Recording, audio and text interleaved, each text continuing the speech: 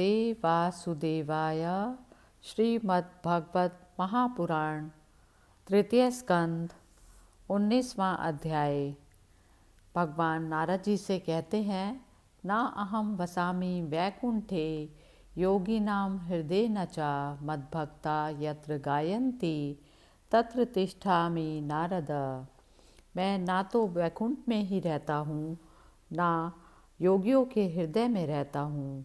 मैं तो वहीं रहता हूँ जहाँ प्रेमाकुल होकर मेरे भक्त मेरे नाम का कीर्तन किया करते हैं। हिरण्याक्ष वध। मैत्रेय जी विदुर जी से कहते हैं, ब्रह्मा जी के ये कपट रहित अमृतमय वचन सुनकर भगवान ने उनके भोलेपन पर मुस्कुराकर अपने प्रेमपूर्ण कटाक्ष के द्वारा उनकी प्रार्थना स्वीकार कर ली। फिर उन्होंने झटपट अपने सामने निर्भय विचरते हुए शत्रु की ठुड्डी पर गदा मारी, किंतु हिरण्याक्ष की गदा से टकराकर वह गदा भगवान के हाथ से छूट गई और चक्कर काटती हुई जमीन पर गिरकर सुशोभित हुई। किंतु यह बहुत अद्भुत घटना हुई। उस समय शत्रु पर वार करने का अच्छा अवसर पाकर भी हिरण्याक्ष ने उन्हें निशस्त्र देखकर युद्ध धर्म का पालन करते हुए उन पर आक्रमण नहीं किया। उसने भगवान का क्रोध बढ़ाने के लिए ही ऐसा किया था। गदा गिर जाने पर और लोगों का हाहाकार बंद हो जाने पर प्रभु ने उसकी धर्म बुद्धि की प्रशंसा की और अपने सुदर्शन चक्र का स्मरण किया। चक्र तुरंत ही उपस्थित होकर भगवान के हाथ में घूमने लगा, किंतु वे अपने प्रमुख पार्षद दैत्यधाम हिरण्याक्ष के साथ विशेष रूप से क्रीड़ा करने लगे। उस समय उनके प्रभाव को ना जानने वाले देवताओं के ये विचित्र वचन सुनाई देने लगे, प्रभु आपकी जय हो और ना खेलाइए, शीघ्र ही मार डालिए। जब हिरण्याक्ष ने देखा कि कमल दल लोचन श्रीहरि उसके सामने चक्र लिए खड़े हैं, तब उसकी सारी इंद्रियां क्रोध से तिलमिला उठी और वह लंबी सांसें लेता हुआ अपने दांतों से होठ चबाने लगा। उस समय वह तीखी दाढ़ों वाला दैत्य अपने नेत्रों से इस प्रकार उनकी ओर घूरने लगा मानो वह भगवान को भस्म कर देगा। उसने उछलकर, ले अब तू नहीं बच सकता, इस प्रकार ललकारते हुए श्री हरि पर गदा से प्रहार किया। साधु स्वभाव विदुर जी यज्ञ मूर्ति श्री वराह भगवान ने शत्रु के देखते देखते लीला से ही अपने बाएं पैर से उसकी वह वायु के समान वेग वाली गदा पृथ्वी पर गिरा दी और उससे कहा, अरे दैत्य, तू मुझे जीतना चाहता है, इसलिए अपना शस्त्र उठा ले और एक बार फिर वार कर। भगवान के इस प्रकार कहने पर उसने फिर गदा चलाई और बड़ी भीषण गर्जना से करने लगा।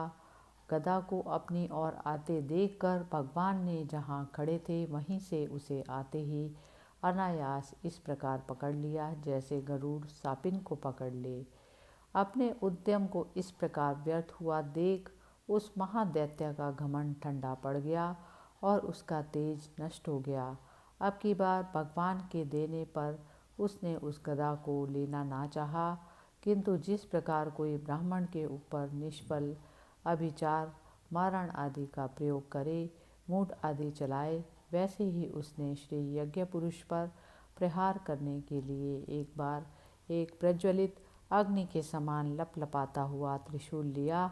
महाबली हिरण्याक्ष का अत्यंत वेग से छोड़ा हुआ वह तेजस्वी त्रिशूल आकाश में बड़ी तेजी से चमकने लगा। तब भगवान ने उसे अपने तीखी धार वाले चक्र से इस प्रकार काट डाला जैसे इंद्र ने गरुड़ जी के छोड़े हुए तेजस्वी पंख को काट डाला था। भगवान के चक्र से अपने त्रिशूल के बहुत से टुकड़े हुए देखकर उसे बड़ा क्रोध हुआ। उसने पास आकर उनके विशाल वक्षस्थल पर, जिस पर श्रीवत्स का चिन्ह सुशोभित है, कसकर गूंजा मारा और फिर बड़े जोर से गरज कर अंतर्ध्यान हो गया। विदुर जी, जैसे हाथी पर पुष्पमाला की चोट का कोई असर नहीं होता, उसी प्रकार उसके इस घूंसा मारने से भगवान आदि वराह तनिक भी टसमस ना हुए।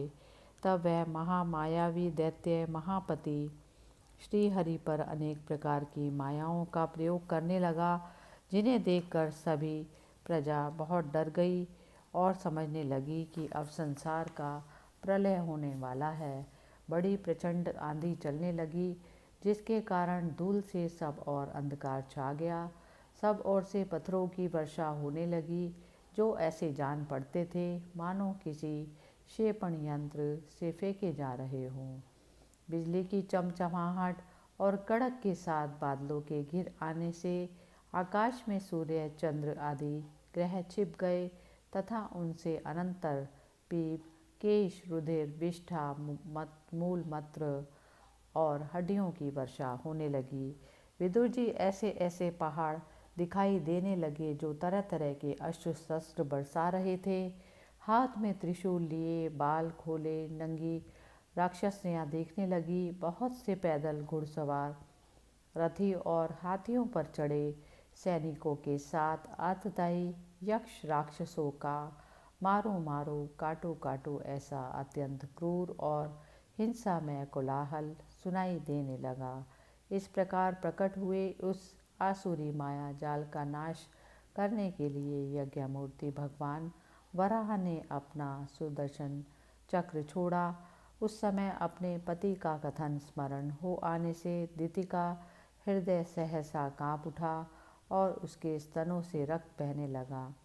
अपना माया जाल नष्ट हो जाने पर वह दैत्य फिर भगवान के पास आया। उसने उन्हें क्रोध से दबाकर चूर चूर करने की इच्छा से भुजाओं में भर लिया, किंतु देखा कि वे तो बाहर ही खड़े हैं। अब वह भगवान को वज्र के समान कठोर मुक्कों से मारने लगा। तब इंद्र ने जैसे वृत्रासुर पर प्रहार किया था, उसी प्रकार भगवान ने उसकी कनपटी पर एक तमाचा मारा। विश्व विजयी भगवान ने यद्यपि बड़ी उपेक्षा से तमाचा मारा था, तो भी उसकी चोट से हिरण्याक्ष का शरीर घूमने लगा। उसके नेत्र बाहर निकल आए और हाथ, पैर और बाल छिन्न भिन्न हो गए और वह निष्प्राण होकर आंधी से उखड़े हुए विशाल वृक्ष के समान पृथ्वी पर गिर पड़ा। हिरण्याक्ष का तेज अब भी मलिन नहीं हुआ था। उस कराल दाढ़ों वाले दैत्य को दांतों से होठ चबाते पृथ्वी पर पड़ा देख युद्ध देखने के लिए आए हुए ब्रह्मादि देवता उसकी प्रशंसा करने लगे कि अहो, ऐसी अलभ्य मृत्यु किसको मिल सकती है। अपनी मिथ्या उपाधि से छूटने के लिए जिनका योगी जन समाधि योग के द्वारा एकांत में ध्यान करते हैं, उन्हीं के चरण प्रहार से उनका मुख देखते देखते इस दैत्यराज ने अपना शरीर त्यागा। ये हिरण्याक्ष और हिरण्यकशिपु भगवान के ही पार्षद हैं। इन्हें शापवश यह अधोगति प्राप्त हुई। अब कुछ जन्मों में ये फिर अपने स्थान पर पहुंच जाएंगे। देवता लोग कहने लगे, प्रभो, आपको बारंबार नमस्कार है। आप संपूर्ण यज्ञों का विस्तार करने वाले हैं तथा संसार की स्थिति के लिए शुद्ध सत्वमय मंगल विग्रह प्रकट करते हैं। बड़े आनंद की बात है कि संसार को कष्ट देने वाला यह दुष्ट दैत्य मारा गया। अब आपके चरणों की भक्ति के प्रभाव से हमें भी सुख शांति मिल गई।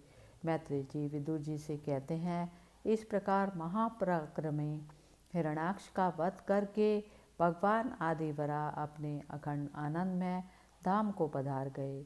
उस समय ब्रह्मादि देवता उनकी स्तुति कर रहे थे।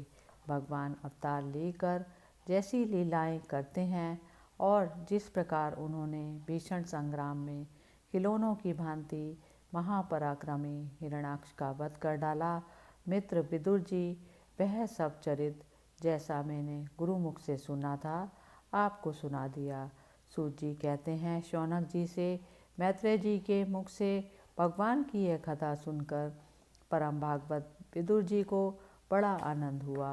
जब अन्य पवित्र कीर्ति और परम यशस्वी महापुरुषों का चरित्र सुनने से बड़ा ही आनंद होता है, तब श्री वत्सधारी भगवान की ललित ललाम लीलाओं की तो बात ही क्या है।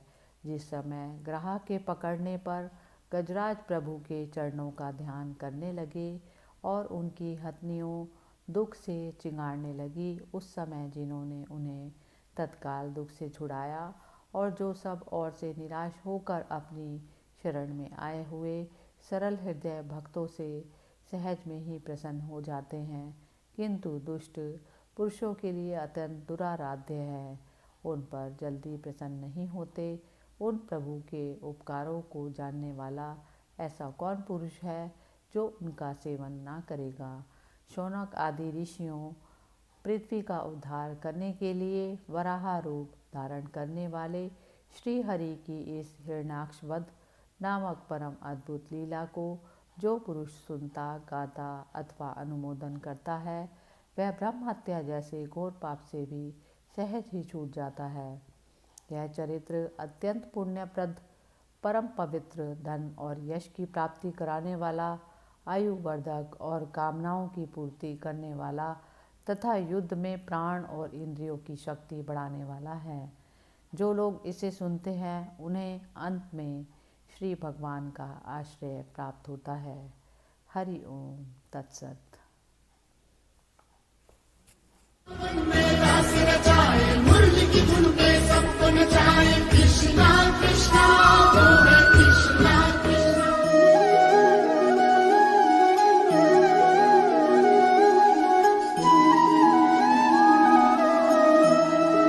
नमो भगवते वासुदेवाय।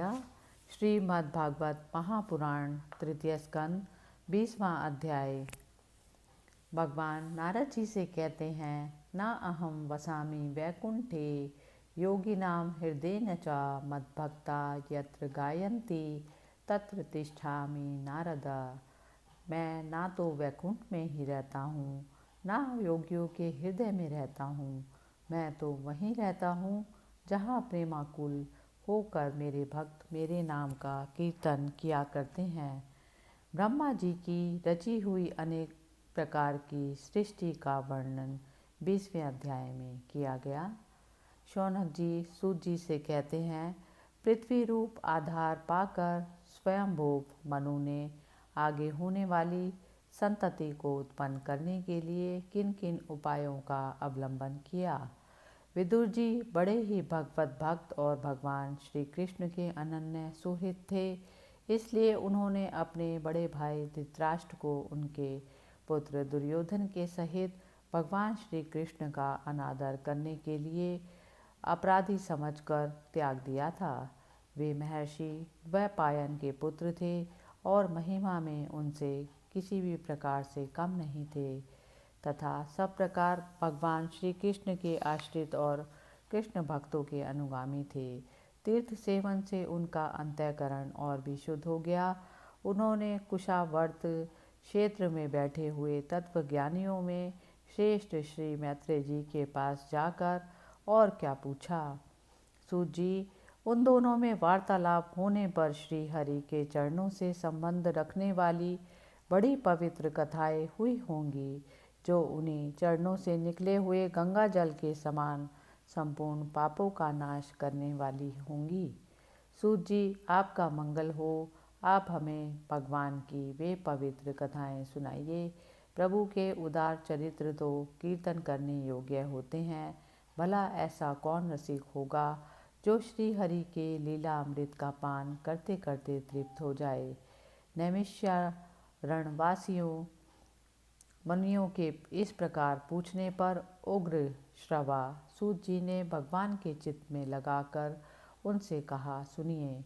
सूत जी ने कहा, मुनिगण, अपनी माया से वराह रूप धारण करने वाले श्री हरि की रसातल से पृथ्वी को निकालने और खेल में ही तिरस्कार पूर्वक हिरण्याक्ष को मार डालने की लीला सुनकर विदुर जी को बहुत आनंद हुआ और उन्होंने मुनिवर मैत्रेय जी से कहा।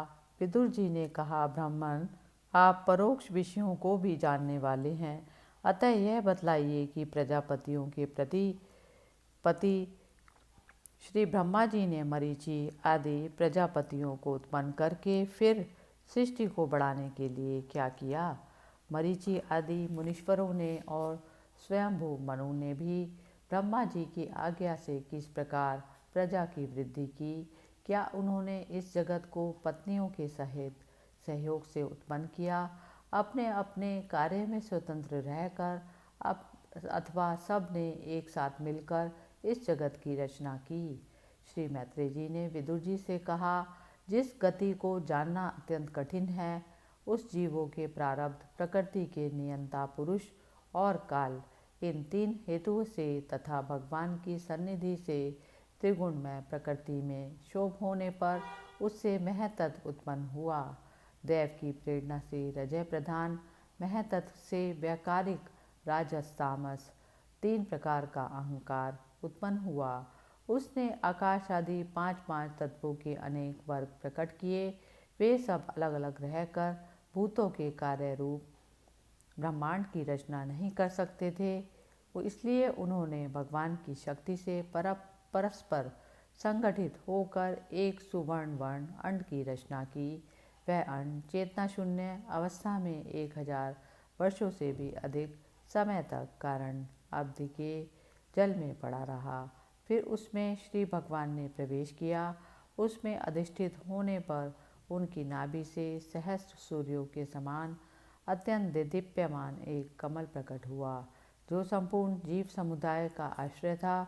उसी से स्वयं ब्रह्मा जी का भी आविर्भाव हुआ। जब ब्रह्मांड के गर्भरूप जल में शयन करने वाले श्री नारायण देव ने ब्रह्मा जी के अंतःकरण में प्रवेश किया, तब वे पूर्व कल्पों में अपने ही द्वारा निश्चित की हुई नाम रूपमयी व्यवस्था के अनुसार लोकों की रचना करने लगे।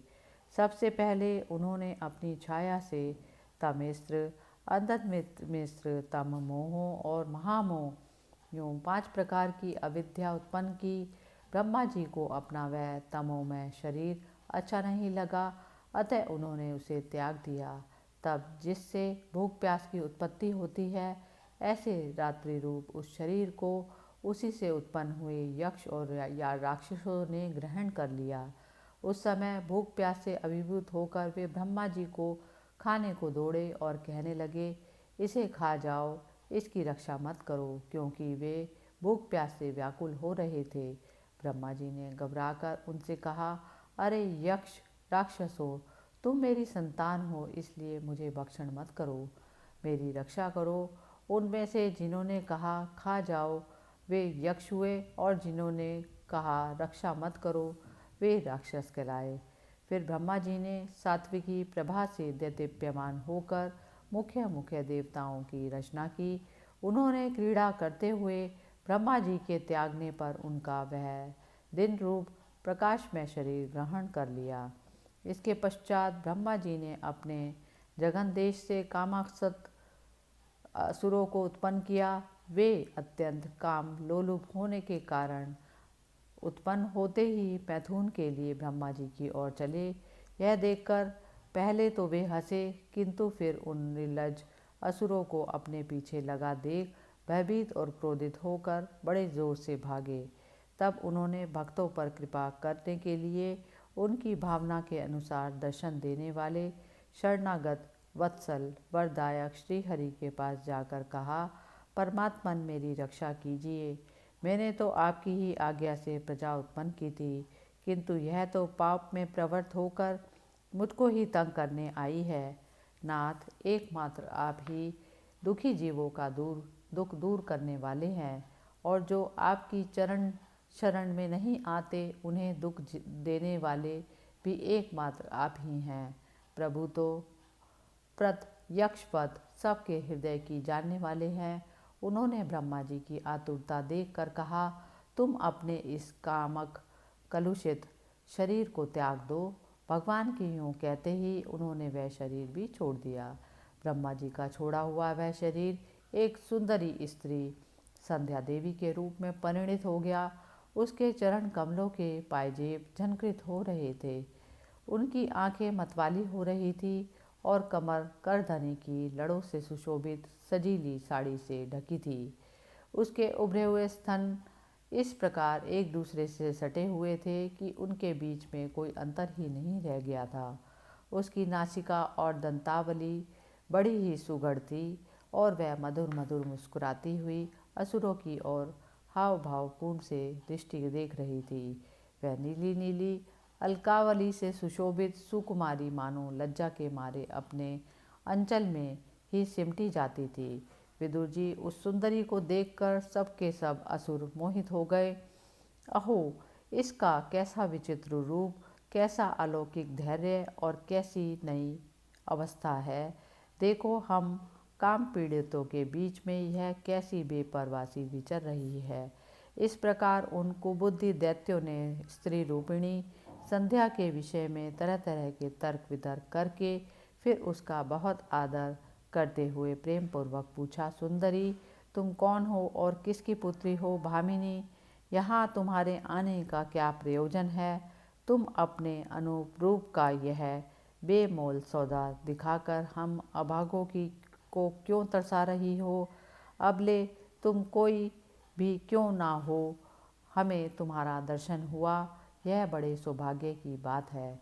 तुम अपनी गेंद उछाल उछाल कर तो हम दर्शकों के मन को मथे डालती हो।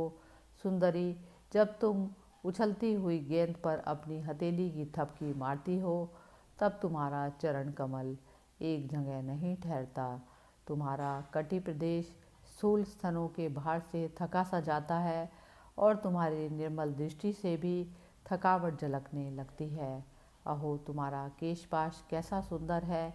इस प्रकार स्त्री रूप से प्रकट हुई उस सायंकालीन संध्या ने उन्हें अत्यंत कामासक्त कर दिया और उन मूढ़ों ने उसे कोई रमणी रत्न समझकर ग्रहण कर लिया। उसके बाद ब्रह्मा जी ने गंभीर भाव से हंसकर अपनी कांतिमय मूर्ति से, जो अपने सौंदर्य का मानो आप ही आस्वादन करती थी, गंधर्व और अप्सराओं को उत्पन्न किया। उन्होंने ज्योत्सना चंद्रिका रूप अपने उस कांति में प्रिय शरीर को त्याग दिया। उसी को विश्वास वसु आदि गंधर्वों ने प्रसन्नतापूर्वक ग्रहण किया। इसके पश्चात भगवान ब्रह्मा ने अपनी तंद्रा से भूत पिशाच उत्पन्न किए। उन्हें दिगंबर, वस्त्रहीन और बाल बिखरे देख उन्होंने आंखें मूंद ली। ब्रह्मा जी के त्यागे हुए उस जमाई रूप शरीर को भूत पिशाचों ने ग्रहण किया। इसी को निद्रा भी कहते हैं, जिससे जीवों की इंद्रियों में शिथिलता आती देखी जाती है। यदि कोई मनुष्य झूठे मुंह सो जाता है तो उस पर भूत पिशाच आदि आक्रमण करते हैं। उसी को उन्माद कहा जाता है। फिर भगवान ब्रह्मा ने भावना की कि मैं तेजोमय हूँ और अपने अदृश्य रूप से साध्यगण एवं पितृगण को उत्पन्न किया। पितरों ने अपनी उत्पत्ति के स्थान उस अदृश्य शरीर को ग्रहण कर लिया। इसी को लक्ष्य में रखकर पंडित जन श्राद्ध आदि के द्वारा पितर और साध्यगण को क्रमशः पिंड और हव्य अर्पण करते हैं। अपनी तिरोधान शक्ति से ब्रह्मा जी ने सिद्ध और विद्याधरों की सृष्टि की और उन्हें अपना वह अंतर्धान नामक अद्भुत शरीर दिया। एक बार ब्रह्मा जी ने अपना प्रतिबिंब देखा, तब अपने को बहुत सुंदर मानकर उस प्रतिबिंब से किन्नर और किम पुरुष उत्पन्न किए। उन्होंने ब्रह्मा जी के त्याग देने पर उनका वह प्रतिबिंब शरीर ग्रहण किया। इसलिए ये सब उषय काल में अपनी पत्नियों के साथ मिलकर ब्रह्मा जी के गुण कर्म आदि का गान किया करते हैं। एक बार ब्रह्मा जी सृष्टि की वृद्धि न होने के कारण बहुत चिंतित होकर हाथ पैर आदि अवयवों को फैलाकर लेट गए और फिर क्रोधवश उस भोगमय शरीर को त्याग दिया। उससे जो बाल झड़कर गिरे वे अही हुए और उसके हाथ पैर सिकोड़कर चलने से क्रूर स्वभाव सर्प और नाग हुए, जिनका शरीर फण रूप से कंधे के पास बहुत फैला होता है। एक बार ब्रह्मा जी ने अपने को कृतकृत्य सा अनुभव किया। उस समय अंत में उन्होंने अपने मन से मनुओं की सृष्टि की। ये सब प्रजा की वृद्धि करने वाले हैं। मनस्वी ब्रह्मा जी ने उनके लिए अपना पुरुषाकार शरीर त्याग दिया। मनुओं को देखकर उनसे पहले उत्पन्न हुए देवता गंधर्व आदि ब्रह्मा जी की स्तुति करने लगे। वे बोले, विश्वकर्ता ब्रह्मा जी, आपकी यह मनुओं की सृष्टि बहुत ही सुंदर है। इसमें अग्निहोत्र आदि सभी कर्म प्रतिष्ठित हैं। इसकी सहायता से हम भी अपना अन्न ग्रहण कर सकेंगे। फिर आदि ऋषि ब्रह्मा जी ने इंद्रिय संयम पूर्वक तप विद्या योग और समाधि से संपन्न हो अपनी प्रिय संतान ऋषिगण की रचना की और उनमें से प्रत्येक को अपने समाधि योग ऐश्वर्य तप विद्या और वैराग्य में शरीर का अंश दिया। इस प्रकार 20वां अध्याय तृतीय स्कंद का समाप्त हुआ। हरि ओम तत्सत। मुरली की धुन पे सबको नचाए, कृष्णा कृष्णा वो है कृष्णा कृष्णा, गोवर्धन गिरधारी कृष्णा कृष्णा, मोर मुकुट सिरधारी कृष्णा कृष्णा, कृष्णा कृष्णा वो है कृष्णा कृष्णा, कृष्णा कृष्णा वो है कृष्णा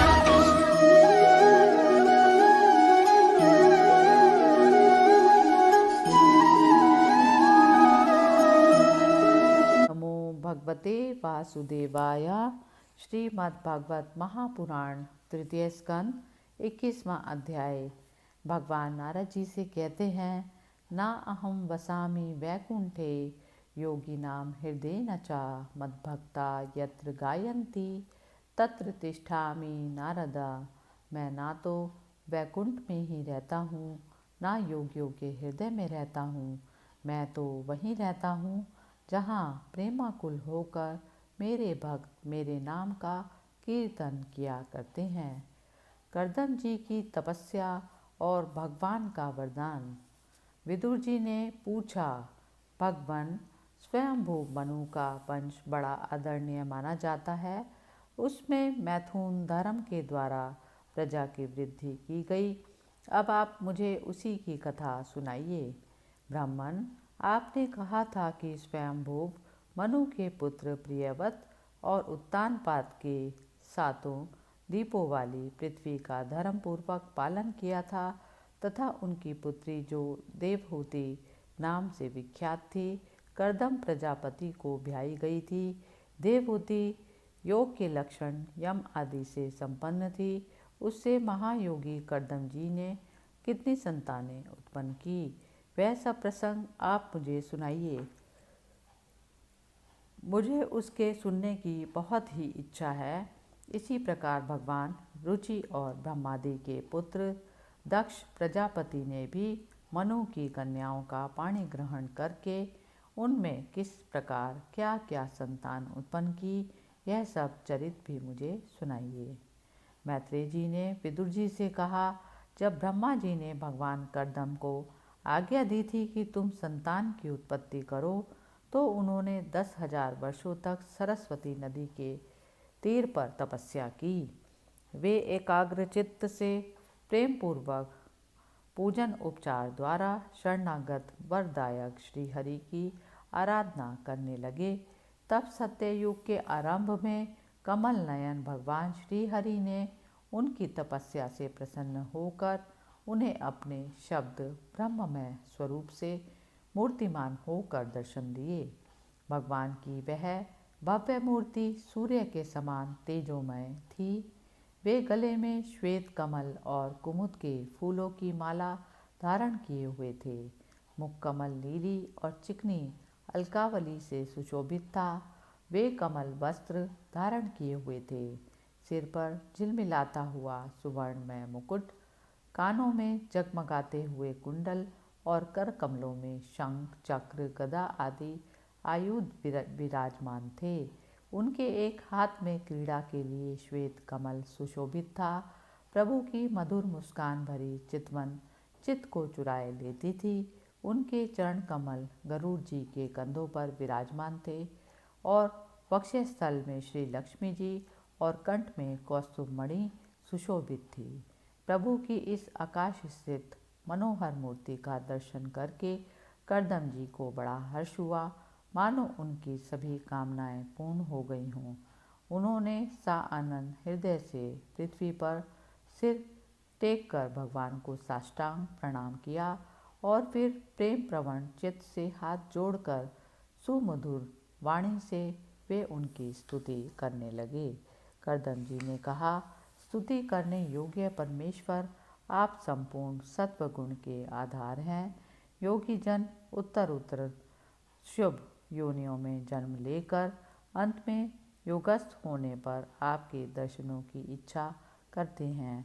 आज आपका वही दर्शन पाकर हमें नेत्रों का फल मिल गया। आपके चरण कमल भवसागर से पार जाने के लिए जहाज हैं। जिनकी बुद्धि आपकी माया से मारी गई है वे ही उन तुच्छ क्षणिक विषय सुखों के लिए जो नरक में भी मिल सकते हैं उन चरणों का आश्रय लेते हैं। किंतु स्वामी आप तो उन्हें वे विषय भोग भी दे देते हैं। प्रभु आप कल्प वृक्ष हैं। आपके चरण समस्त मनोरथों को पूर्ण करने वाले हैं। मेरा हृदय काम कलुषित है। मैं भी अपने अनुरूप स्वभाव वाली और गृहस्थ धर्म के पालन में सहायक शीलवती कन्या से विवाह करने के लिए आपके चरण कमलों की शरण में आया हूँ।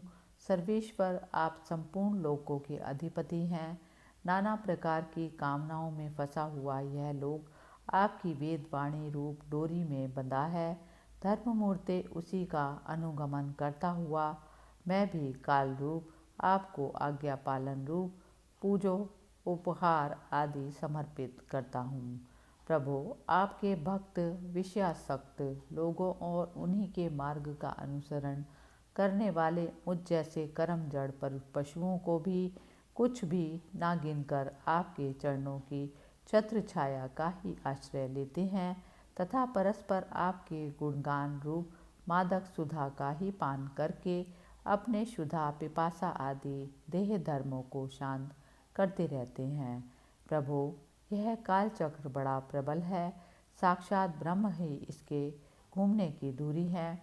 अधिक मास सहित 13 महीने अरे हैं। 360 दिन जोड़ हैं। 6 ऋतुएं नेमिहाल हैं। अनंत क्षणपल आदि इसमें पत्राकार धाराएं हैं तथा 3 चातुर्मास्य इसके आधारभूत नाभि हैं। यह अत्यंत वेगवान संवत्सर रूप कालचक्र चराचर जगत की आयु का छेदन करता हुआ घूमता रहता है, किंतु आपके भक्तों की आयु का ह्रास नहीं हो सकता। भगवान जिस प्रकार मकड़ी स्वयं ही जाले को फैलाती उसकी रक्षा करती और अंत में उसे निगल जाती है, उसी प्रकार आप अकेले ही जगत की रचना करने के लिए अपने से अभिन्न अपनी योग माया को स्वीकार कर उससे अभिव्यक्त हुई अपनी सत्व आदि शक्तियों द्वारा स्वयं ही इस जगत की रचना पालन और संहार करते हैं। प्रभु इस समय आपने हमें अपनी तुलसी माला मंडित माया से परिच्छिन्न सी दिखाई देने वाली सुगुण मूर्ति से दर्शन दिया है। आप हम भक्तों को जो शब्द आदि विषय सुख प्रदान करते हैं वे माइक होने के कारण यद्यपि आपको पसंद नहीं है तथापि परिणाम में हमारा शुभ करने के लिए वे हमें प्राप्त हों। नाथ आप स्वरूप से निष्क्रिय होने पर भी माया के द्वारा सारे संसार का व्यवहार चलाने वाले हैं तथा थोड़ी सी उपासना करने वाले पर भी समस्त अभिलषित वस्तुओं की वर्षा करते रहते हैं। आपके चरण कमल वंदनीय हैं। मैं आपको बार बार प्रणाम करता हूँ।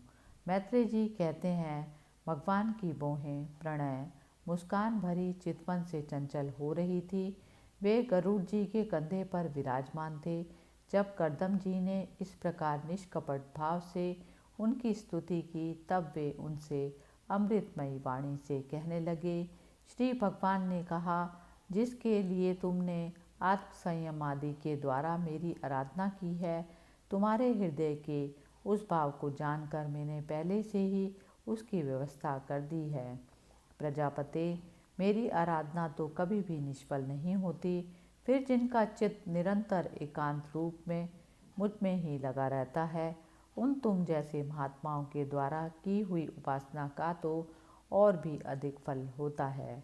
प्रसिद्ध यशस्वी सम्राट स्वयंभू मनु ब्रह्मावर्त में रहकर 7 समुद्र वाली सारी पृथ्वी का शासन करते हैं।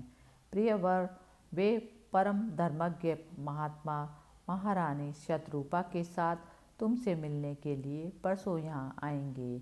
उनकी एक रूप यौवन शील और गुणों से संपन्न श्याम लोचना कन्या इस समय विवाह के योग्य है। प्रजापते, तुम सर्वथा उसके योग्य हो, इसलिए वे तुम्ही को वह कन्या अर्पण करेंगे। ब्राह्मण, गत अनेकों वर्षों से तुम्हारा चित्त जैसी भार्या के लिए समाहित रहा है, अब शीघ्र ही वह राजकन्या तुम्हारी वैसी ही पत्नी होकर यथेष्ट सेवा करेगी। तुम्हारा वीर्य अपने गर्भ में धारण कर उससे 9 कन्याएं उत्पन्न करेगी और फिर तुम्हारी उन कन्याओं से लोक रीति के अनुसार मरीचि आदि ऋषिगण पुत्र उत्पन्न करेंगे। तुम भी मेरी आज्ञा का अच्छी तरह पालन करने में शुद्ध चित्त हो, फिर अपने सब कर्मों का फल मुझे अर्पण कर मुझको ही प्राप्त होगे।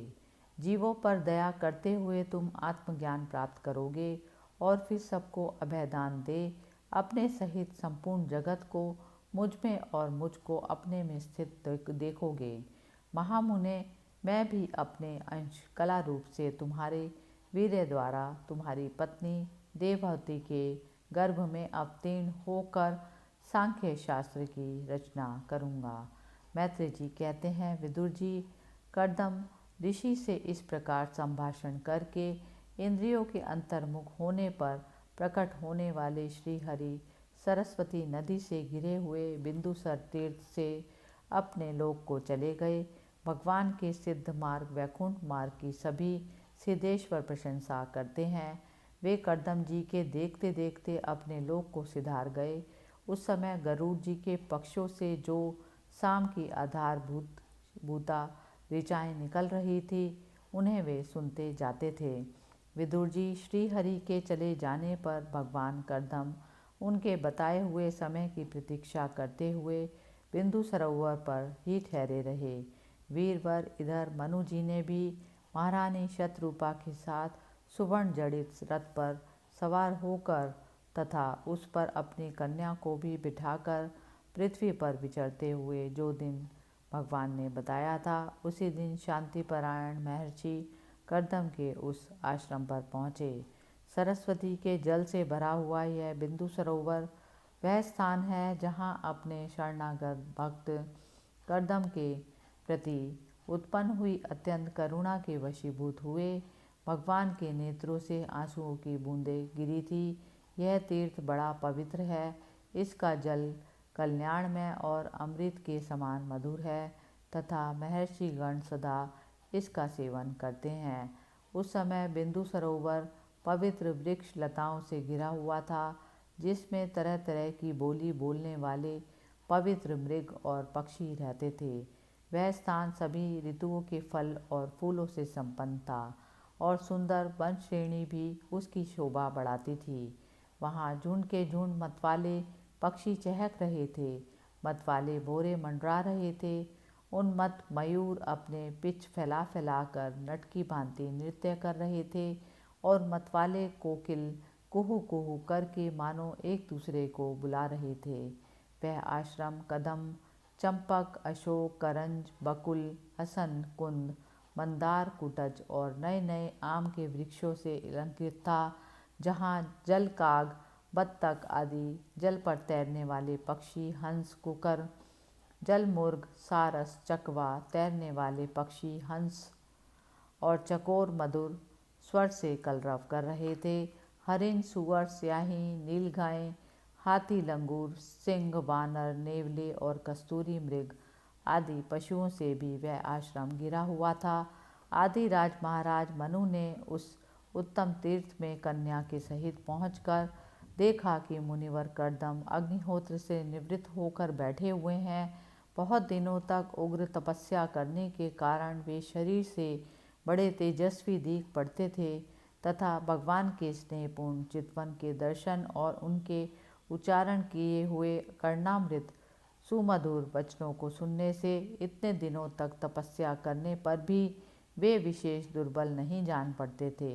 उनका शरीर लंबा था, नेत्र कमल दल के समान विशाल और मनोहर थे, सिर पर जटाएं सुशोभित थी और कमर में चीर वस्त्र थे।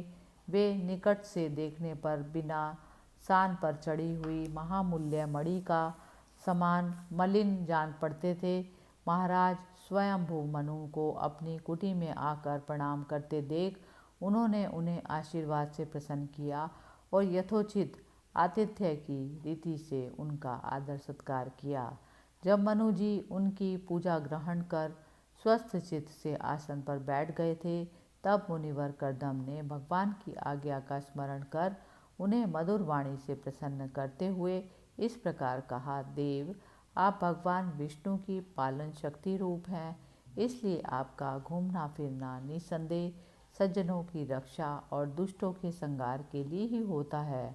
आप साक्षात विशुद्ध विष्णु स्वरूप हैं तथा भिन्न भिन्न कार्यों के लिए सूर्य, चंद्र, अग्नि, इंद्र, वायु, यम, धर्म और वरुण आदि रूप धारण करते हैं। आपको नमस्कार है। आप मणियों से जड़े हुए जयदायक रथ पर सवार हो अपने प्रचंड धनुष की टंकार करते हुए उस रथ की गरगराहट से ही पापियों को भयभीत कर देते हैं और अपनी सेना के चरणों से रौंदे हुए भूमंडल को कँपाते अपनी उस विशाल सेना को साथ लेकर पृथ्वी पर सूर्य के समान विचरते हैं। यदि आप ऐसा ना करें तो चोर डाकू भगवान की बनाई हुई वर्णाश्रम धर्म की मर्यादा को तत्काल नष्ट कर दें तथा विषय लोलुप निरंकुश मानवों द्वारा सर्वत्र अधर्म फैल जाए। यदि आप संसार की ओर से निश्चिंत हो जाएं तो यह लोग दुराचारियों के पंजे में पड़कर नष्ट हो जाए। तो भी वीरवर, मैं आपसे पूछता हूँ कि इस समय यहाँ आपका आगमन किस प्रयोजन से हुआ। मेरे लिए जो आज्ञा होगी उसे मैं निष्कपट भाव से सहर्ष स्वीकार करूँगा। इस प्रकार तृतीय स्कंद का 21वां अध्याय समाप्त हुआ। हरि ओम तत्सत। रास रचाए मुरली की धुन पे सबको नचाए। कृष्णा कृष्णा वो है कृष्णा कृष्णा, गोवर्धन गिरधारी कृष्णा कृष्णा, मोर मुकुट सिरधारी कृष्णा कृष्णा, कृष्णा कृष्णा वो है कृष्णा कृष्णा, कृष्णा कृष्णा वो है कृष्णा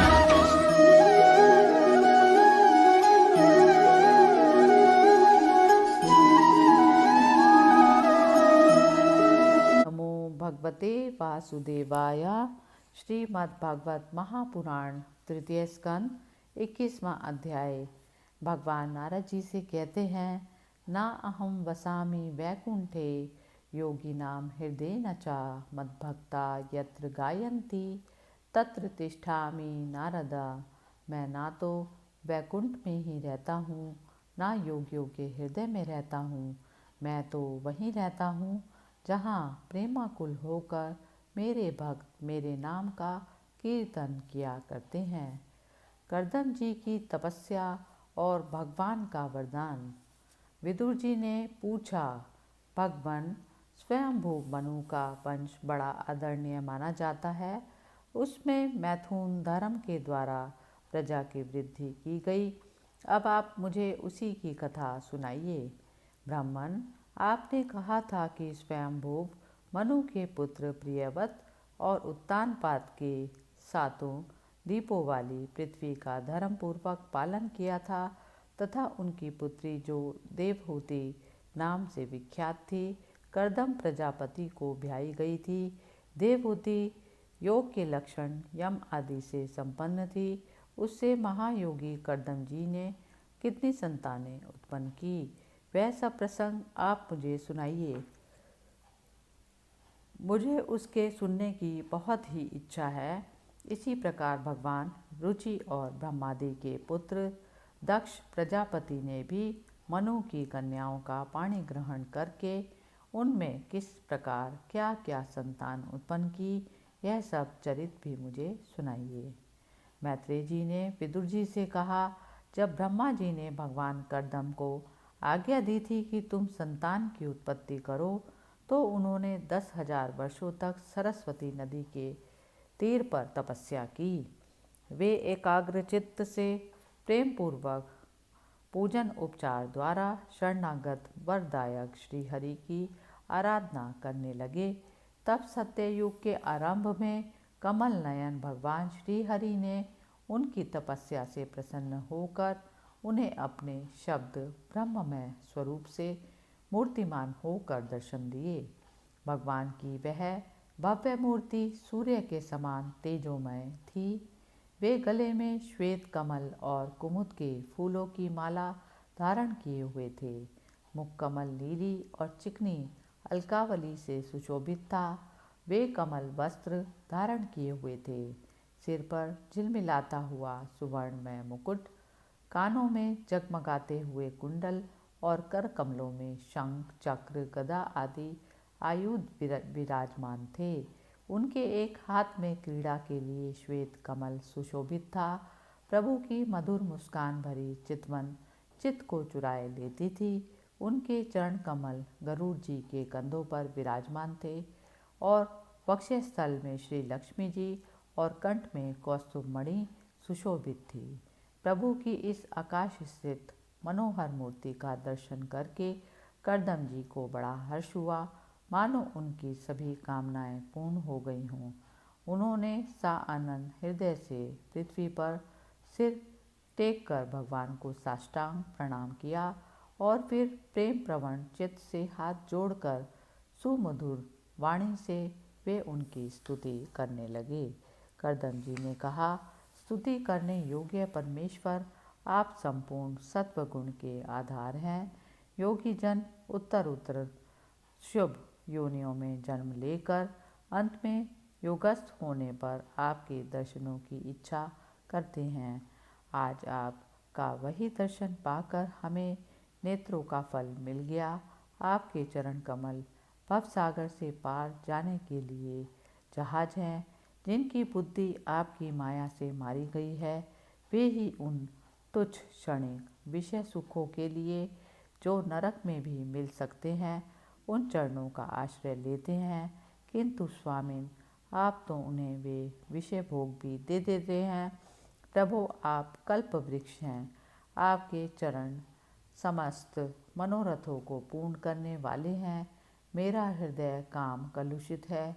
मैं भी अपने अनुरूप स्वभाव वाली और गृहस्थ धर्म के पालन में सहायक शीलवती कन्या से विवाह करने के लिए आपके चरण कमलों की शरण में आया हूँ। सर्वेश्वर, आप संपूर्ण लोकों के अधिपति हैं। नाना प्रकार की कामनाओं में फंसा हुआ यह लोक आपकी वेदवाणी रूप डोरी में बंधा है। धर्ममूर्ते उसी का अनुगमन करता हुआ मैं भी काल रूप आपको आज्ञा पालन रूप पूजो उपहार आदि समर्पित करता हूँ। प्रभु, आपके भक्त विषयासक्त लोगों और उन्हीं के मार्ग का अनुसरण करने वाले मुझ जैसे कर्म जड़ पर पशुओं को भी कुछ भी ना गिनकर आपके चरणों की छत्र छाया का ही आश्रय लेते हैं तथा परस्पर आपके गुणगान रूप मादक सुधा का ही पान करके अपने क्षुधा पिपासा आदि देह धर्मों को शांत करते रहते हैं। प्रभु, यह काल चक्र बड़ा प्रबल है। साक्षात ब्रह्म ही इसके घूमने की दूरी है। अधिक मास सहित 13 महीने अरे हैं। 360 दिन जोड़ हैं। 6 ऋतुएं नेमी हाल हैं। अनंत क्षणपल आदि इसमें पत्राकार धाराएं हैं तथा 3 चातुर्मास्य इसके आधारभूत नाभि हैं। यह अत्यंत वेगवान संवत्सर रूप कालचक्र चराचर जगत की आयु का छेदन करता हुआ घूमता रहता है, किंतु आपके भक्तों की आयु का ह्रास नहीं हो सकता। भगवान, जिस प्रकार मकड़ी स्वयं ही जाले को फैलाती, उसकी रक्षा करती और अंत में उसे निगल जाती है, उसी प्रकार आप अकेले ही जगत की रचना करने के लिए अपने से अभिन्न अपनी योग माया को स्वीकार कर उससे अभिव्यक्त हुई अपनी सत्व आदि शक्तियों द्वारा स्वयं ही इस जगत की रचना, पालन और संहार करते हैं। प्रभु, इस समय आपने हमें अपनी तुलसी माला मंडित माया से परिच्छिन्न सी दिखाई देने वाली सुगुण मूर्ति से दर्शन दिया है। आप हम भक्तों को जो शब्द आदि विषय सुख प्रदान करते हैं, वे माइक होने के कारण यद्यपि आपको पसंद नहीं है, तथापि परिणाम में हमारा शुभ करने के लिए वे हमें प्राप्त हों। नाथ, आप स्वरूप से निष्क्रिय होने पर भी माया के द्वारा सारे संसार का व्यवहार चलाने वाले हैं तथा थोड़ी सी उपासना करने वाले पर भी समस्त अभिलषित वस्तुओं की वर्षा करते रहते हैं। आपके चरण कमल वंदनीय हैं, मैं आपको बार बार प्रणाम करता हूँ। मैत्रेय जी कहते हैं, भगवान की भौहें प्रणय मुस्कान भरी चितवन से चंचल हो रही थी। वे गरुड़ जी के कंधे पर विराजमान थे। जब कर्दम जी ने इस प्रकार निष्कपट भाव से उनकी स्तुति की, तब वे उनसे अमृतमयी वाणी से कहने लगे। श्री भगवान ने कहा, जिसके लिए तुमने आत्मसंयम आदि के द्वारा मेरी आराधना की है, तुम्हारे हृदय के उस भाव को जानकर मैंने पहले से ही उसकी व्यवस्था कर दी है। प्रजापते, मेरी आराधना तो कभी भी निष्फल नहीं होती, फिर जिनका चित्त निरंतर एकांत रूप में मुझ में ही लगा रहता है, उन तुम जैसे महात्माओं के द्वारा की हुई उपासना का तो और भी अधिक फल होता है। प्रसिद्ध यशस्वी सम्राट स्वयंभू मनु ब्रह्मावर्त में रहकर 7 समुद्र वाली सारी पृथ्वी का शासन करते हैं। प्रियवर, वे परम धर्मज्ञ महात्मा महारानी शतरूपा के साथ तुमसे मिलने के लिए परसों यहाँ आएंगे। उनकी एक रूप यौवन शील और गुणों से संपन्न श्याम लोचना कन्या इस समय विवाह के योग्य है। प्रजापते, तुम सर्वथा उसके योग्य हो, इसलिए वे तुम्ही को वह कन्या अर्पण करेंगे। ब्राह्मण, गत अनेकों वर्षों से तुम्हारा चित्त जैसी भार्या के लिए समाहित रहा है, अब शीघ्र ही वह राजकन्या तुम्हारी वैसी ही पत्नी होकर यथेष्ट सेवा करेगी। तुम्हारा वीर्य अपने गर्भ में धारण कर उससे 9 कन्याएं उत्पन्न करेगी और फिर तुम्हारी उन कन्याओं से लोक रीति के अनुसार मरीचि आदि ऋषिगण पुत्र उत्पन्न करेंगे। तुम भी मेरी आज्ञा का अच्छी तरह पालन करने में शुद्ध चित हो, फिर अपने सब कर्मों का फल मुझे अर्पण कर मुझको ही प्राप्त होगे।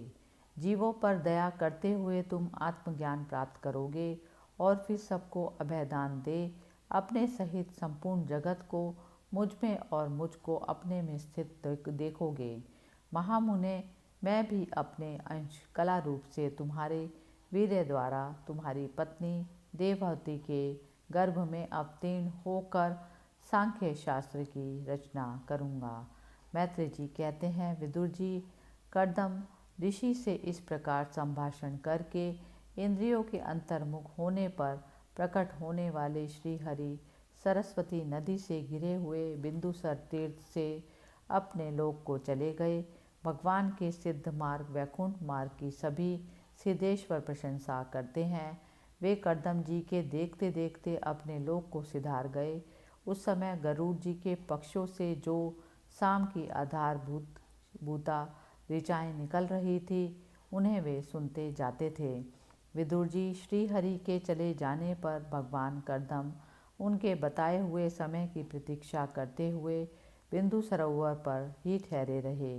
वीरवर, इधर मनु जी ने भी महारानी शतरूपा के साथ सुवर्ण जड़ित रथ पर सवार होकर तथा उस पर अपनी कन्या को भी बिठाकर पृथ्वी पर विचरते हुए जो दिन भगवान ने बताया था, उसी दिन शांतिपरायण महर्षि कर्दम के उस आश्रम पर पहुँचे। सरस्वती के जल से भरा हुआ यह बिंदु सरोवर वह स्थान है जहाँ अपने शरणागत भक्त कर्दम के प्रति उत्पन्न हुई अत्यंत करुणा के वशीभूत हुए। भगवान के नेत्रों से आंसुओं की बूंदें गिरी थी। यह तीर्थ बड़ा पवित्र है, इसका जल कल्याणमय और अमृत के समान मधुर है तथा महर्षि गण सदा इसका सेवन करते हैं। उस समय बिंदु सरोवर पवित्र वृक्ष लताओं से घिरा हुआ था, जिसमें तरह तरह की बोली बोलने वाले पवित्र मृग और पक्षी रहते थे। वह स्थान सभी ऋतुओं के फल और फूलों से संपन्न था और सुंदर वन श्रेणी भी उसकी शोभा बढ़ाती थी। वहाँ झुंड के झुंड मतवाले पक्षी चहक रहे थे, मतवाले भोरे मंडरा रहे थे। उन मत मयूर अपने पिच फैला फैला कर नट की भांति नृत्य कर रहे थे और मतवाले कोकिल कुहू कुहू करके मानो एक दूसरे को बुला रहे थे। वह आश्रम कदम चंपक, अशोक, करंज, बकुल, हसन, कुंद, मंदार, कुटज और नए नए आम के वृक्षों से अलंकृत था, जहाँ जलकाग, बत्तख आदि जल पर तैरने वाले पक्षी, हंस, कुकर, जलमुर्ग, सारस, चकवा, तैरने वाले पक्षी, हंस और चकोर मधुर स्वर से कलरव कर रहे थे। हरिण, सुअर, स्याही, नीलगाय, हाथी, लंगूर, सिंह, वानर, नेवले और कस्तूरी मृग आदि पशुओं से भी वह आश्रम घिरा हुआ था। आदिराज महाराज मनु ने उस उत्तम तीर्थ में कन्या के सहित पहुंचकर देखा कि मुनिवर कर्दम अग्निहोत्र से निवृत्त होकर बैठे हुए हैं। बहुत दिनों तक उग्र तपस्या करने के कारण वे शरीर से बड़े तेजस्वी दिख पड़ते थे तथा भगवान के स्नेहपूर्ण चितवन के दर्शन और उनके उच्चारण किए हुए कर्णामृत सुमधुर वचनों को सुनने से इतने दिनों तक तपस्या करने पर भी वे विशेष दुर्बल नहीं जान पड़ते थे।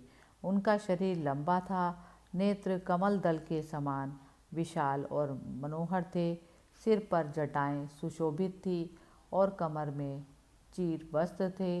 वे निकट से देखने पर बिना सान पर चढ़ी हुई महामूल्य मणि का समान मलिन जान पड़ते थे। महाराज स्वयंभू मनु को अपनी कुटी में आकर प्रणाम करते देख उन्होंने उन्हें आशीर्वाद से प्रसन्न किया और यथोचित आतिथ्य की रीति से उनका आदर सत्कार किया। जब मनु जी उनकी पूजा ग्रहण कर स्वस्थ चित्त से आसन पर बैठ गए थे, तब मुनिवर कर्दम ने भगवान की आज्ञा का स्मरण कर उन्हें मधुर वाणी से प्रसन्न करते हुए इस प्रकार कहा, देव, आप भगवान विष्णु की पालन शक्ति रूप हैं, इसलिए आपका घूमना फिरना निसंदेह सज्जनों की रक्षा और दुष्टों के संहार के लिए ही होता है। आप साक्षात विशुद्ध विष्णु स्वरूप हैं तथा भिन्न भिन्न कार्यों के लिए सूर्य, चंद्र, अग्नि, इंद्र, वायु, यम, धर्म और वरुण आदि रूप धारण करते हैं। आपको नमस्कार है। आप मणियों से जड़े हुए जयदायक रथ पर सवार हो अपने प्रचंड धनुष की टंकार करते हुए उस रथ की गरगराहट से ही पापियों को भयभीत कर देते हैं और अपनी सेना के चरणों से रौंदे हुए भूमंडल को कँपाते अपनी उस विशाल सेना को साथ लेकर पृथ्वी पर सूर्य के समान विचरते हैं। यदि आप ऐसा ना करें तो चोर डाकू भगवान की बनाई हुई वर्णाश्रम धर्म की मर्यादा को तत्काल नष्ट कर दें तथा विषय लोलुप निरंकुश मानवों द्वारा सर्वत्र अधर्म फैल जाए। यदि आप संसार की ओर से निश्चिंत हो जाएं तो यह लोग दुराचारियों के पंजे में पड़कर नष्ट हो जाए। तो भी वीरवर, मैं आपसे पूछता हूँ कि इस समय यहाँ आपका आगमन किस प्रयोजन से हुआ।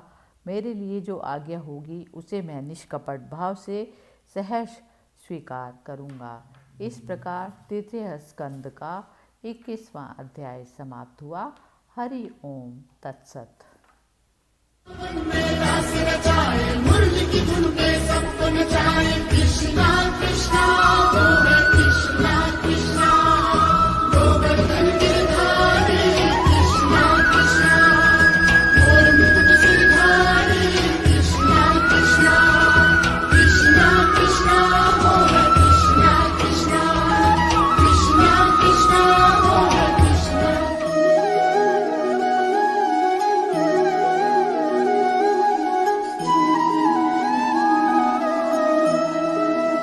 भगवते वासुदेवाय। श्रीमद्भागवत महापुराण तृतीय स्कंद 23वां अध्याय। भगवान नारद जी से कहते हैं, ना अहम वसामि वैकुंठे योगिनां हृदयेन च मद्भक्ता यत्र गायन्ति तत्र तिष्ठामि नारद। मैं ना तो वैकुंठ में ही रहता हूँ, ना योगियों के हृदय में रहता हूँ। मैं तो वहीं रहता हूँ जहाँ प्रेमाकुल होकर मेरे भक्त मेरे नाम का संकीर्तन किया करते हैं। कर्दम और देवहूति का विहार। श्री मैत्रेय जी ने विदुर जी से कहा, माता पिता के चले जाने पर पति के अभिप्राय को समझ लेने में कुशल साध्वी देवहूति कर्दम जी की प्रतिदिन प्रेम पूर्वक सेवा करने लगी, ठीक उसी तरह जैसे पार्वती जी भगवान शंकर की सेवा करती हैं। उसने काम वासना, दंभ, द्वेष, लोभ, पाप और मत का त्याग कर बड़ी सावधानी और लगन के साथ सेवा में तत्पर रहकर विश्वास, पवित्रता, गौरव, संयम, सुश्रुआ, प्रेम और मधुर भाषण आदि गुणों से अपने परम तेजस्वी पतिदेव को संतुष्ट कर दिया।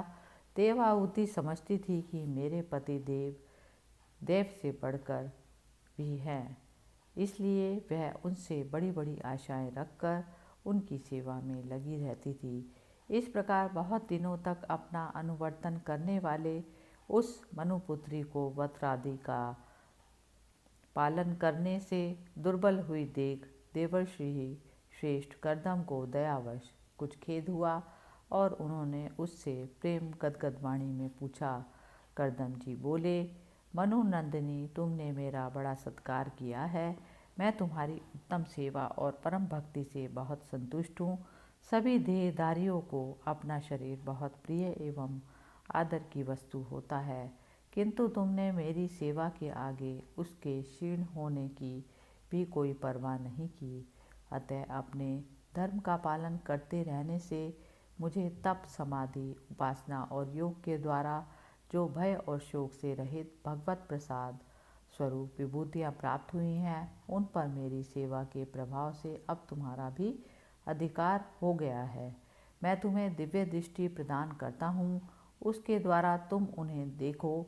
अन्य जितने भी भोग हैं वे तो भगवान श्री हरि के भ्रिकुटी विलास मात्र से नष्ट हो जाते हैं, अतः वे इनके आगे कुछ भी नहीं हैं। तुम मेरी सेवा से भी कृतार्थ हो गई हो। अपने पतिव्रत धर्म का पालन करने से तुम्हें ये दिव्य भोग प्राप्त हो गए हैं, तुम इन्हें भोग सकती हो। हम राजा हैं, हमें सब कुछ सुलभ है। इस प्रकार जो अभिमान आदि विकार हैं, उनके रहते हुए मनुष्य को इन दिव्य भोगों की प्राप्ति होनी कठिन है। कर्दम जी के इस प्रकार कहने से अपने पति देव को संपूर्ण योग, माया और विद्याओं में कुशल जानकर उस अबला की सारी चिंता जाती रही। उसका मुख किंचित संकोच भरी चितवन और मधुर मुस्कान से खिल उठा और वह विनय एवं प्रेम से गदगद वाणी में इस प्रकार कहने लगी।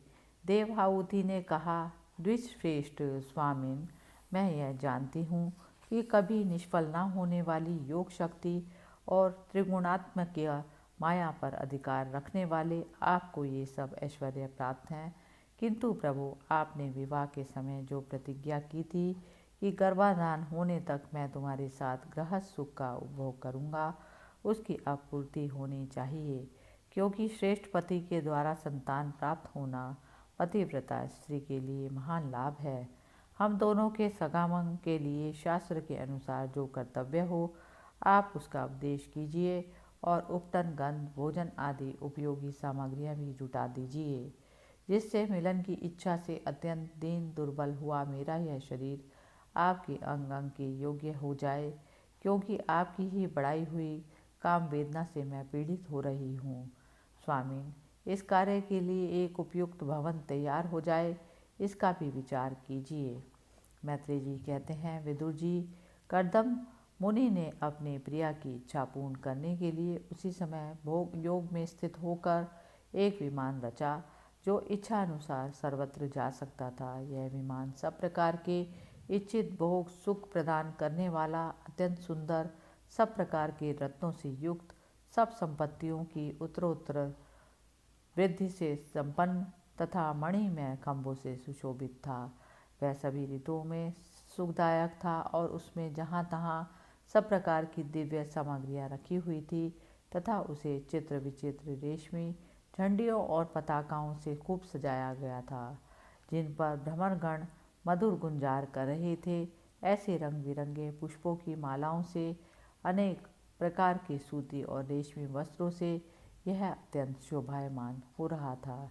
एक के ऊपर एक बनाए हुए कमरों से अलग अलग रखी हुई शैया, पलंग, पंखे और आसनों के कारण वह बड़ा सुंदर जान पड़ता था। जहाँ तहाँ दीवारों में की हुई शिल्प रचना से उसकी अपूर्व शोभा हो रही थी। उसमें पन्ने का फर्श था और बैठने के लिए मूंगे की बेदियाँ बनाई गई थी। मूंगे की ही देहलियाँ थी। उसके द्वारों में हीरे के किवाड़ थे और इंद्रनील मणि के शिखरों पर सोने के कलश रखे हुए थे। उसकी हीरे की दीवारों में बढ़िया लाल जड़े हुए थे और जो जैसे जान पड़ते थे मानो विमान की आंखें हों, तथा उसे रंग बिरंगे चंदोबे और बहुमूल्य सुनहरी बंधनवारों से सजाया गया था। उस विमान में जहाँ तहाँ कृत्रिम हंस और कबूतर आदि पक्षी बनाए गए थे जो बिल्कुल सजीव से मालूम पड़ते थे। उन्हें अपना सजातीय समझकर बहुत से हंस और कबूतर उनके पास बैठ बैठकर अपनी बोली बोलते थे। उसमें सुविधा अनुसार क्रीड़ा स्थलीय शयन गृह, बैठक आंगन और चौक आदि बनाए गए थे, जिनके कारण वह विमान स्वयं करदम जी को भी विस्मित सा कर रहा था। ऐसे सुंदर घर को भी जब देवाहुति ने बहुत प्रसन्न चित्त से नहीं देखा तो सबके आंतरिक भाव को परख लेने वाले करदम जी ने स्वयं ही कहा, भीरू, तुम इस बिंदु सरोवर में स्नान करके विमान पर चढ़ जाओ। यह विष्णु भगवान का रचा हुआ तीर्थ मनुष्यों को सभी कामनाओं की प्राप्ति कराने वाला है। कमल लोचना देवाहुति ने अपनी पति की बात मानकर सरस्वती के पवित्र जल से भरे हुए उस सरोवर में प्रवेश किया। उस समय वह बड़ी मैली कुचैली साड़ी पहने हुए थी। उसके सिर के बाल चिपक जाने से उनमें लटे पड़ गई थी। शरीर में मैल जम गया था तथा स्तन कांतिहीन हो गए थे। सरोवर में गोता लगाने पर उसने उसके भीतर एक महल में 1000 कन्याएं देखी। वे सभी किशोर अवस्था की थी और उनके शरीरों में कमल की सी गंध आती थी। देवाहुति को देखते ही वे सब स्त्रियां सहसा खड़ी हुई और हाथ जोड़कर कहने लगी, हम आपकी दासियां हैं, हमें आज्ञा दीजिए, आपकी क्या सेवा करें।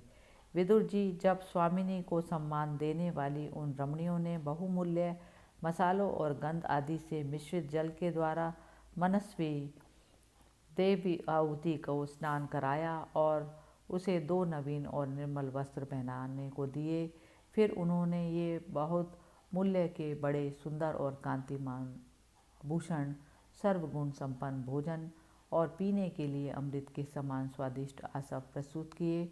अब देवाहुति ने दर्पण में अपने प्रतिबिंब को देखा तो उसे मालूम हुआ कि वह भांति भांति के सुगंधित फूलों के हारों से विभूषित है और स्वच्छ वस्त्र धारण किए हुए है। उसका शरीर भी निर्मल और कांतिमान हो गया तथा उन कन्याओं ने बड़े आदरपूर्वक उसका मांगलिक श्रृंगार किया। उसे सिर से स्नान कराया गया है। स्नान के पश्चात अंग अंग में सब प्रकार के आभूषण सजाए गए और उसके गले में हार हुमेल, हाथों में कंकड़ और पैरों में छमछमाते हुए सोने के पाजेब सुशोभित हैं। कमर में पड़ी हुई सोने की रत्न जड़ित करधनी से, बहुमूल्य मणियों के हार से और अंग अंग में लगे हुए कुकुम आदि मंगल द्रव्यों से उसकी अपूर्व शोभा हो रही है। उसका मुख सुंदर दंतावली, मनोहर भौहें, कमल की कली से स्पर्धा करने वाली प्रेम कटा शम में सुंदर नेत्र और नीली अलकावली से बड़ा ही सुंदर जान पड़ता है। विदुर जी, जब देवाहुति ने अपने प्रिय पतिदेव का स्मरण किया तो अपने को सहेलियों के सहित वहाँ पाया जहाँ प्रजापति करदम जी विराजमान थे। उस समय अपने को सहस्रों स्त्रियों के सहित अपने प्राणनाथ के सामने देख और इसे उनके योग का प्रभाव समझकर देवाहुति को बड़ा विस्मय हुआ। शत्रु विजयी विदुर, जब करदम जी ने देखा कि देवाहुति का शरीर स्नान करने से अत्यंत निर्मल हो गया है और विवाह काल से पूर्व उसका जैसा रूप था उसी रूप को पाकर वह अपूर्व शोभा से संपन्न हो गई है।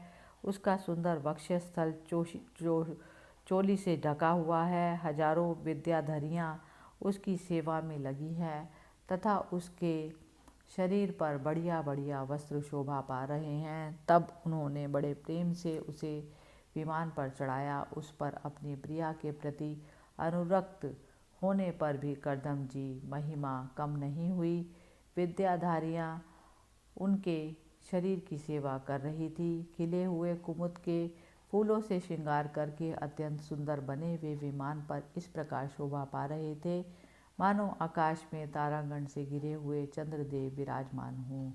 उस विराजमान पर निवास कर उन्होंने दीर्घ काल तक कुबेर जी के समान मेरु पर्वत की घाटियों में विहार किया। ये घाटियाँ 8 लोकपालों की विहार भूमि है। इनमें कामदेव को बढ़ाने वाली शीतल मंद सुगंध वायु चलकर इनकी कमनीय शोभा को विस्तार करती हैं तथा श्री गंगा जी के स्वर्गलोक से गिरने की मंगलमय ध्वनि निरंतर गूंजती रहती है।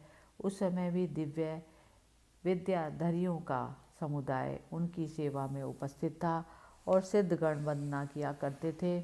इसी प्रकार प्राणप्रिय देवाहुति के साथ उन्होंने वैश्रम्भक, सुरसन, नंदन, पुष्पभ्रद और चैत्र रथ आदि अनेकों देव उद्यानों तथा मानस सरोवर में अनुराग पूर्वक विहार किया। उस कांतिमान और इच्छा अनुसार चलने वाले श्रेष्ठ विमान पर बैठकर वायु के समान सभी लोकों में विचरते हुए कर्दम जी विमान विहारी देवताओं से भी आगे बढ़ गए। विदुर जी, जिन्होंने भगवान के भव भयहारी पवित्र पाद पद्मों का आश्रय लिया है, उन धीर पुरुषों के लिए कौन सी वस्तु या शक्ति दुर्लभ है। इस प्रकार महायोगी कर्दम जी का यह सारा भूमंडल, जो द्वीप वर्ष आदि की विचित्र रचना के कारण बड़ा आश्चर्यमय प्रतीत होता है, अपनी प्रिया को दिखाकर अपने आश्रम को लौट आए। फिर उन्होंने अपने को 9 रूपों में विभक्त कर रति सुख के लिए अत्यंत उत्सुक मनु कुमारी देवाहुति को आनंदित करते हुए उसके साथ बहुत वर्षों तक विहार किया, किंतु उनका इतना लंबा समय एक मुहूर्त के समान बीत गया। उस विमान में रति सुख को बढ़ाने वाली बड़ी सुंदर शैया का आश्रय ले अपने परम रूपवान प्रियतम के साथ रहती हुई देवाहुति को इतना काल कुछ भी न जान पड़ा। इस प्रकार उस कामासक्त दंपति को अपने योग बल से सैकड़ों वर्षों तक विहार करते हुए भी वह काल बहुत थोड़े समय के समान निकल गया। आत्मज्ञानी कर्दम जी सब प्रकार के संकल्पों को जानते थे, अतः देवाहुति को संतान प्राप्ति के लिए उत्सुक देख तथा भगवान के आदेश को स्मरण कर उन्होंने अपने स्वरूप को 9 विभाग किए और कन्याओं की उत्पत्ति के लिए एकाग्रचित्त से अर्धांग रूप में अपनी पत्नी की भावना करते हुए उसके गर्भ में वीर्य स्थापित किया। इससे देवाहुति के एक ही साथ 9 कन्याएं पैदा हुई। वे सभी सर्वांग सुंदरी थी और उनके शरीर से लाल कमल की सी सुगंध निकलती थी। इसी समय शुद्ध स्वभाव वाली सती देवाहुति ने देखा कि पूर्व प्रतिज्ञा के अनुसार उसके पतिदेव संन्यास आश्रम ग्रहण करके वन को जाना चाहते हैं, तो उसने अपने आंसुओं को रोककर ऊपर से मुस्कुराते हुए व्याकुल और संतप्त हृदय से धीरे धीरे अति मधुर वाणी में कहा। उस समय वह सिर नीचा किए हुए अपने नखमणि मंडित चरण कमल से पृथ्वी को कुरेद रही थी। देवाहुति ने कहा, भगवान, आपने जो कुछ प्रतिज्ञा की थी वह सब तो पूर्णतः निभा दी, तो भी मैं आपकी शरणागत हूँ, अतः आप मुझे अभयदान और दीजिए। ब्राह्मण, इन कन्याओं के लिए योग्य वर खोजने पड़ेंगे और आपके वन को चले जाने के बाद मेरे जन्म मरण रूप शोक को दूर करने के लिए भी कोई होना चाहिए। प्रभु, अब तक परमात्मा से विमुख रहकर मेरा जो समय इंद्रिय सुख भोगने में बीता है वह तो निरर्थक ही गया। आपके परम प्रभाव को ना जानने के कारण ही मैंने इंद्रियों के विषयों में आसक्त रहकर आपसे अनुराग किया, तथापि यह भी मेरे संसार भय को दूर करने वाला ही होना चाहिए। अज्ञानवश असत्पुरुषों के साथ किया हुआ जो संग संसार बंधन का कारण होता है, वही सत्पुरुषों के साथ किए जाने पर असंगता प्रदान करता है। संसार में जिस पुरुष के कर्मों से ना तो धर्म का संपादन होता है, ना वैराग्य उत्पन्न होता है और ना भगवान की सेवा ही संपन्न होती है, वह पुरुष जीते जी मुर्दे के समान है। अवश्य ही मैं भगवान की माया से बहुत ठगी गई, जो आप जैसे मुक्तिदाता पतिदेव को पाकर भी मैंने संसार बंधन से छूटने की इच्छा नहीं की। इस प्रकार तृतीय स्कंद का 23वां अध्याय समाप्त हुआ। हरि ओम तत्सत। मुरली की धुन पे सबको नचाए, कृष्णा कृष्णा, वो है कृष्णा कृष्णा।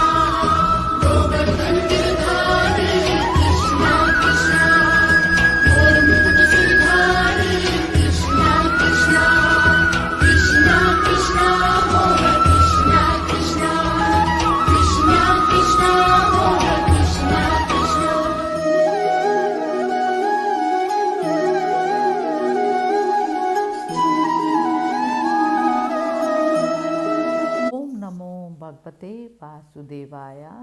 श्रीमद्भागवत महापुराण तृतीय स्कंद 24वां अध्याय। भगवान नारद जी से कहते हैं, ना अहम वसामि वैकुंठे योगिनां हृदय न च मद्भक्ता यत्र गायन्ति तत्र तिष्ठामि नारद। मैं ना तो वैकुंठ में ही रहता हूँ, ना योगियों के हृदय में रहता हूँ। मैं तो वहाँ रहता हूँ जहाँ प्रेमाकुल होकर मेरे भक्त मेरे नाम का संकीर्तन किया करते हैं। श्री कपिल देव जी का जन्म। श्री मैत्रेय जी कहते हैं, उत्तम गुणों से सुशोभित मनु कुमारी देव आहुति ने जब ऐसी वैराग्य युक्त बातें कही, तब कृपालु कर्दम मुनि को भगवान विष्णु के कथन का स्मरण हो आया और उन्होंने उससे कहा, कर्दम जी बोले, दोष रहित राजकुमारी, तुम अपने विषय में इस प्रकार खेद ना करो। तुम्हारे गर्भ में अविनाशी भगवान विष्णु शीघ्र ही पधारेंगे। प्रिय, तुमने अनेक प्रकार के व्रतों का पालन किया है, अतः तुम्हारा कल्याण होगा। अब तुम संयम, नियम, तप और दान आदि करती हुई श्रद्धापूर्वक भगवान का भजन करो। इस प्रकार आराधना करने पर श्री हरि तुम्हारे गर्भ से अवतीर्ण होकर मेरा यश बढ़ाएंगे और ब्रह्म ज्ञान का उपदेश करके तुम्हारे हृदय की अहंकारमयी ग्रंथि का छेदन करेंगे। श्री मैत्रेय जी कहते हैं, विदुर जी, प्रजापति कर्दम के आदेश में गौरव बुद्धि होने से देवाहुति ने उस पर पूर्ण विश्वास किया और वह निर्विकार जगत गुरु भगवान श्री पुरुषोत्तम की आराधना करने लगी। इस प्रकार बहुत समय बीत जाने पर भगवान मधुसूदन कर्दम जी के वीर्य का आश्रय ले उसके गर्भ से इस प्रकार प्रकट हुए जैसे काष्ठ में से अग्नि। उस समय आकाश में मेघ जल बरसाते हुए गरज गरज कर बाजे बजाने लगे। गंधर्वगण गान करने लगे, अप्सराएं आनंदित होकर नाचने लगी। आकाश से देवताओं के बरसाए हुए दिव्य पुष्पों की वर्षा होने लगी। सब दिशाओं में आनंद छा गया। जलाशयों का जल निर्मल हो गया और सभी जीवों के मन प्रसन्न हो गए। इसी समय सरस्वती नदी से गिरे हुए कर्दम जी के उस आश्रम में मरीचि आदि मुनियों के सहित श्री ब्रह्मा जी आए। शत्रुदमन विदुर जी, स्वतः सिद्ध ज्ञान से संपन्न अजन्मा ब्रह्मा जी को यह मालूम हो गया कि साक्षात पर ब्रह्म भगवान विष्णु सांख्य शास्त्र का उपदेश करने के लिए अपने विशुद्ध सत्वमय अंश से अवतीर्ण हुए हैं। अतः भगवान जिस कार्य को करना चाहते थे उसका उन्होंने विशुद्ध चित्त से अनुमोदन एवं आदर किया तथा अपने संपूर्ण इंद्रियों से प्रसन्नता प्रकट करते हुए कर्दम जी से इस प्रकार कहा। श्री ब्रह्मा जी ने कहा, प्रिय कर्दम, तुम दूसरों को मान देने वाले हो। तुमने मेरा सम्मान करते हुए जो मेरी आज्ञा का पालन किया है, इससे तुम्हारे द्वारा निष्कपट भाव से मेरी पूजा संपन्न हुई है। पुत्रों को अपने पिता आदि की सबसे बड़ी सेवा यही करनी चाहिए कि जो आज्ञा ऐसा कहकर आदरपूर्वक उनके आदेश को स्वीकार करे। बेटा, तुम सभ्य हो, तुम्हारी ये सुंदरी कन्याएं अपने वंशों द्वारा इस सृष्टि को अनेक प्रकार से बढ़ाएंगी। अब तुम इन मरीचि आदि मुनिवरों को इनके स्वभाव और रुचि के अनुसार अपनी कन्याएं समर्पित करो और संसार में अपना सुयश फैलाओ। उन्हें मैं जानता हूँ जो संपूर्ण प्राणियों की निधि है, उनके अभीष्ट मनोरथ पूर्ण करने वाले हैं। वे आदि पुरुष श्री नारायण ही अपनी योग माया से कपिल के रूप में अवतीर्ण हुए हैं। फिर देवाहुति से बोले, राजकुमारी, सुनहरे बाल, कमल जैसे विशाल नेत्र और कमल अंकित चरण कमलों वाले शिशु के रूप में कैटभासुर को मारने वाले साक्षात श्री हरि ने ही ज्ञान विज्ञान द्वारा कर्मों की वासनाओं का मूल उच्छेदन करने के लिए तेरे गर्भ में प्रवेश किया है। वे अविद्याजनित मोह की ग्रंथियों को काटकर पृथ्वी में स्वच्छंद विचरेंगे। ये सिद्धगणों के स्वामी और सांख्याचार्यों के भी मान्य होंगे। लोक में तेरी कीर्ति का विस्तार करेंगे और कपिल नाम से विख्यात होंगे। श्री मैत्रेय जी विदुर जी से कहते हैं, जगत की सृष्टि करने वाले ब्रह्मा जी उन दोनों को इस प्रकार आश्वासन देकर नारद और सनकादि को साथ ले हंस पर चढ़कर ब्रह्मलोक को चले गए। ब्रह्मा जी के चले जाने पर कर्दम जी ने उनके आज्ञा अनुसार मरीचि आदि प्रजापतियों के साथ अपनी कन्याओं का विधि पूर्वक विवाह कर दिया। उन्होंने अपनी कला नाम की कन्या मरीचि को, अनसुईया अत्रि को, श्रद्धा अंगिरा को और हविर्भू पुलस्त्य को समर्पित की। पुलह को उनके अनुरूप गति नाम की कन्या दी। कृतु के साथ परम साध्वी क्रिया का विवाह किया। भृगु जी को ख्याति और वशिष्ठ जी को अरुंधति समर्पित की। अथर्वा ऋषि को शांति नाम की कन्या दी, जिससे यज्ञ कर्म का विस्तार किया जा सके। कर्दम जी ने उन विवाहित ऋषियों को उनकी पत्नियों के सहित खूब सत्कार किया। विदुर जी इस प्रकार विवाह हो जाने पर वे सब ऋषि कर्दम जी की आज्ञा ले अति आनंदपूर्वक अपने अपने आश्रमों को चले गए। कर्दम जी ने देखा कि उनके यहाँ साक्षात देव आदि देव श्रीहरि ने अवतार लिया है, तो वे एकांत में उनके पास गए और उन्हें प्रणाम करके इस प्रकार कहने लगे, अहो, आपने अपने पाप कर्मों के कारण इस दुखमय संसार में नाना प्रकार के पीड़ित हुए पुरुषों पर, देवगण तो बहुत काल बीतने पर प्रसन्न होते हैं, किंतु जिनके स्वरूप को योगी जन अनेकों जन्मों के साधनों से सिद्ध हुई सुदृढ़ समाधि के द्वारा एकांत में देखने का प्रयत्न करते हैं, अपने भक्तों की रक्षा करने वाले वे श्री हरि हम विषय लोलुपों के द्वारा होने वाली अपनी अवज्ञा का कुछ भी विचार न कर आज हमारे घर अवतीर्ण हुए हैं।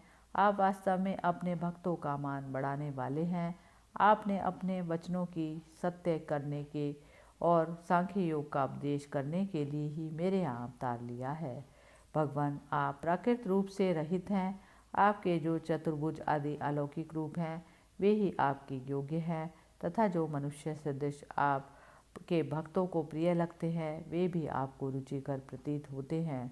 आपका पाद पीठ तत्व ज्ञान की इच्छा से विद्वानों द्वारा सर्वदा वंदनीय है, और आप ऐश्वर्य, वैराग्य, यश, ज्ञान और वीर्य और श्री इन छहों ऐश्वर्यों से पूर्ण है।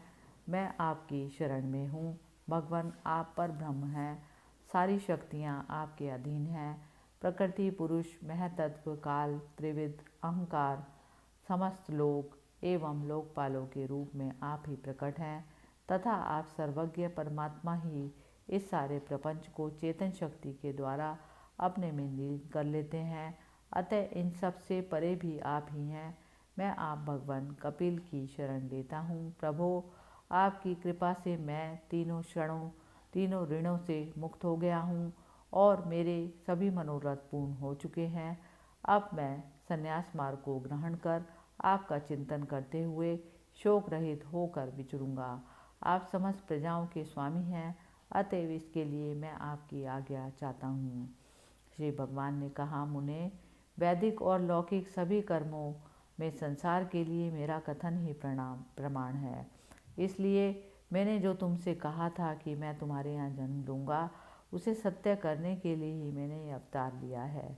इस लोक में मेरा यह जन्म लिंग शरीर से मुक्त होने की इच्छा वाले मुनियों के लिए आत्मदर्शन में उपयोगी प्रकृति आदि तत्वों का विवेचन करने के लिए ही हुआ है।